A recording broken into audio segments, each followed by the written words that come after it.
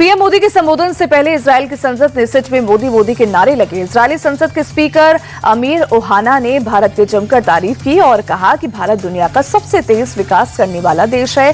दुनिया में इस वक्त मोदी बहुत असरदार नेता हैं। वहीं पीएम मोदी के स्वागत के लिए इजरायली संसद को तिरंगे के रंग से सजाया गया। इजरायली पीएम नेतन्याहू ने भी पीएम मोदी की जमकर तारीफ की। उन्होंने कहा कि वो प्रधानमंत्री मोदी से मिलकर बहुत उत्साहित है। मोदी मेरे बहुत अच्छे दोस्त हैं, बल्कि दोस्त से बढ़कर मेरे भाई जैसे हैं। नेतन्याहू ने कहा कि भारत और इजरायल के बीच ट्रेड डबल सहयोग ट्रिपल हुआ। भारत में यहूदियों का हमेशा स्वागत हुआ है। प्रधानमंत्री नरेंद्र मोदी का तेल अवीव एयरपोर्ट पर ग्रैंड वेलकम हुआ। खुद इजरायली प्रधानमंत्री नेतन्याहू पीएम मोदी को रिसीव करने एयरपोर्ट पहुंचे। मोदी के प्लेन से उतरते ही दोनों नेता गर्मजोशी से गले मिले। गार्ड ऑफ ऑनर के बाद दोनों एक ही कार में बैठकर निकले। प्रधानमंत्री मोदी ने 9 साल पहले 2017 में इजरायल का दौरा किया था। प्रधानमंत्री नरेंद्र मोदी के इजरायल दौरे को लेकर राहुल गांधी ने निशाना साधा है। राहुल गांधी ने कहा कि अमेरिका से ट्रेड डील रद्द करने की चुनौती दिए हुए 24 घंटे से ज्यादा हो गए, लेकिन आप खामोशी से इजरायल चले गए। इस बार आप किसके कहने पर देश हित के खिलाफ समझौता करेंगे? एआई समिट में शर्टलेस प्रदर्शन के आरोपियों को पकड़ने शिमला पहुंची दिल्ली पुलिस के 15 जवान को हिमाचल पुलिस ने हिरासत में लिया। 3 लोगों को अगवा करने के आरोप में चिरगांव में एफआईआर दर्ज की गई। शर्टलेस प्रदर्शन के आरोपी 3 कांग्रेसी कार्यकर्ता सौरभ, सिद्धार्थ और अरबाज को ट्रांजिट रिमांड पर दिल्ली ले जा रही पुलिस टीम को हिमाचल पुलिस ने सोलन में रोका और पूरी कार्रवाई को गैर कानूनी करार दिया, जिसके बाद दिल्ली और हिमाचल पुलिस में काफी बहसबाजी हुई। हिमाचल पुलिस के एक्शन के बाद दिल्ली पुलिस ने शर्टलेस प्रदर्शन के तीनों आरोपी सौरभ, सिद्धार्थ और अरबाज का दीनदयाल उपाध्याय अस्पताल में मेडिकल करवाया और फिर तीनों को एसीजेएम के रेजिडेंस कोर्ट में रात 1 बजे पेश किया गया, जहां से दिल्ली पुलिस को तीनों की ट्रांजिट रिमांड मिल गई और पुलिस की टीम तीनों को लेकर दिल्ली के लिए रवाना हो गई। यूथ कांग्रेस के ये तीनों कार्यकर्ता हिमाचल के रहने वाले नहीं हैं। प्रदर्शन के बाद ये शिमला के रोहडू में एक होटल में छिपे थे, जहां से दिल्ली पुलिस की टीम ने इन्हें पकड़ा था। हिमाचल और दिल्ली पुलिस के बीच टकरार पर विपक्षी नेता जयराम रमेश ठाकुर ने कांग्रेस पर हमला किया और कहा, सीएम सुखविंदर सिंह सुक्खू हिमाचल को अपराधियों का अड्डा ना बनाएं और देवभूमि को देवभूमि ही रहने दें। जयराम ठाकुर ने शर्टलेस प्रदर्शन को राजद्रोह बताते हुए कहा कि एआई समिट में शर्टलेस प्रदर्शन को अंजाम देने के लिए दिल्ली के हिमाचल भवन का इस्तेमाल किया गया था और ये प्रदर्शन राहुल और प्रियंका गांधी के इशारे पर हुआ था। एआई समिट में शर्टलेस प्रदर्शन करने वाले यूथ कांग्रेस के नेताओं की मुसीबत बढ़ती जा रही है। 5 दिन की रिमांड खत्म होने के बाद कल दिल्ली पुलिस ने 5 आरोपियों को पटियाला हाउस कोर्ट में पेश किया, जहां कोर्ट ने 5 आरोपियों की पुलिस कस्टडी 4 दिन के लिए बढ़ा दी।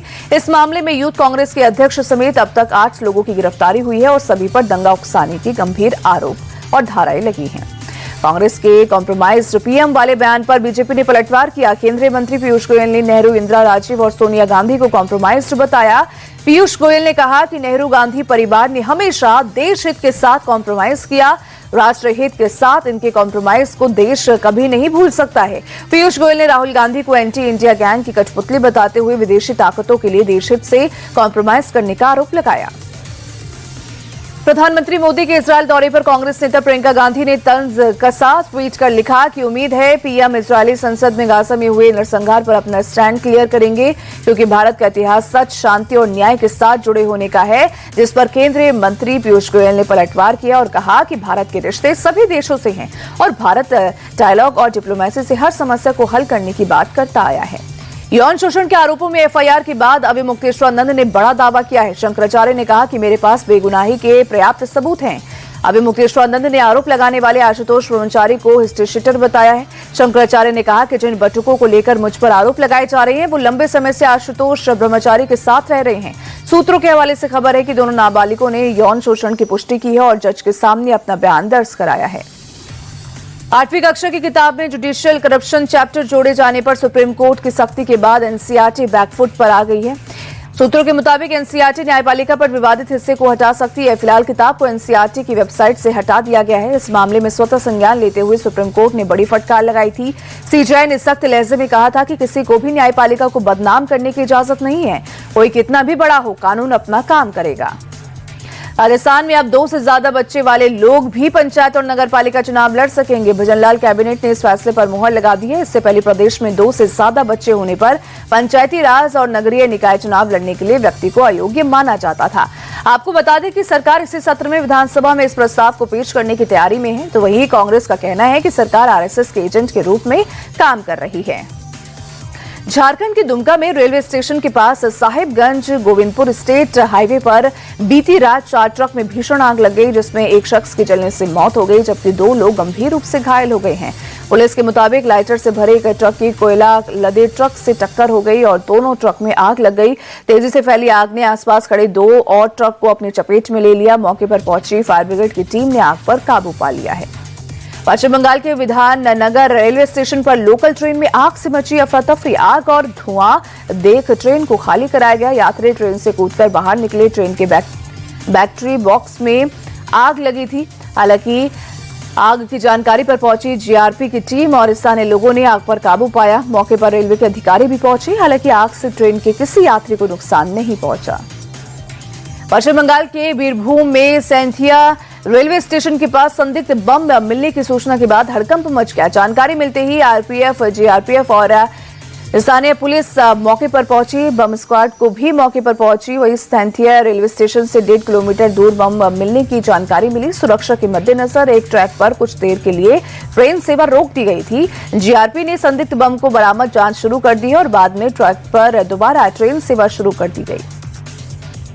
एमपी के भोपाल में ओवरटेक को लेकर विवाद हुआ। साध्वी रंजना के साथ कार चालक ने की अभद्रता। नर्मदापुर में इलाके में ओवरटेक के दौरान कार से टक्कर लगने से विवाद बढ़ गया। साध्वी रंजना ने थाने में एफआईआर दर्ज कराई। वहीं घटना की जानकारी मिलने के बाद मौके पर पहुंचे विश्व हिंदू परिषद और बजरंग दल के कार्यकर्ता। थाने के बाहर कार्यकर्ताओं ने प्रदर्शन करते हुए आरोपियों को जल्द गिरफ्तार करने की भी मांग की है। उत्तर प्रदेश के शामली में 2 पक्षों में हिंसक झड़प की तस्वीर सामने आई है। कैराना क्षेत्र में दोनों पक्ष एक दूसरे के सामने आ गए। रेडियो में दोनों पक्ष एक दूसरे पर हमला करते नजर आ रहे हैं। दोनों तरफ से जमकर लाठी डंडे और पत्थर चले। मारपीट का वीडियो वायरल होने के बाद एक्शन में आई पुलिस ने केस दर्ज कर 5 आरोपियों को गिरफ्तार किया है। उत्तर प्रदेश के मेरठ में एक युवक की सरेआम गोली मारकर हत्या कर दी गई। नकाबपोश हमलावरों ने युवक के सिर में 1 गोली और शरीर पर 4 गोली मारी और वारदात को अंजाम देने के बाद फरार हो गई। युवक की मौके पर ही मौत हो गई। आशंका जताई जा रही है कि युवक की प्रेम प्रसंग के चलते हत्या की गई। फिलहाल पुलिस मामले की तफ्तीश और हमलावरों की शिनाख्त में जुटी है। ग्रेटर नोएडा के लुक्सर हत्याकांड में पुलिस के हाथ बड़ी सफलता लगी है। पुलिस ने हत्याकांड के 2 मुख्य आरोपी सचिन और विपिन को धर दबोचा है। एक चेकवन थाना इलाके में बीती रात पुलिस और बदमाशों के बीच मुठभेड़ हुई। पुलिस के रोकने पर दोनों आरोपियों ने फायरिंग की। पुलिस की जवाबी कार्रवाई में दोनों आरोपी पैर में गोली लगने से घायल हो गए। पुलिस ने दोनों के पास से एक पिस्टल भी बरामद की है। जम्मू कश्मीर में सुरक्षा बलों ने आतंकवादियों की बड़ी साजिश नाकाम कर दी है। सर्च ऑपरेशन के दौरान पुंछ के जंगलों से 2 आईईडी और 2 चाइनीज ग्रेनेड बरामद किए गए। आतंकवादियों ने ये विस्फोटक किसी बड़े हमले के लिए छिपा कर रखे थे। सुरक्षा बलों ने बरामद हुए आईईडी को डिफ्यूज भी कर दिया है। मुंबई के मलाड में पुलिस ने एक फल बेचने वाले को गिरफ्तार कर लिया है। फल विक्रेता पर फलों पर चूहे मारने की दवा लगाकर बेचने का आरोप लगा है। एक खरीदार के आरोप के बाद एक्शन में आई पुलिस ने दोनों दुकानदारों को हिरासत में ले लिया है। पूछताछ में फल दुकानदार ने कबूल किया है कि चूहे फल खाते हैं, इसीलिए फलों पर चूहे मारने की दवा लगाई गई।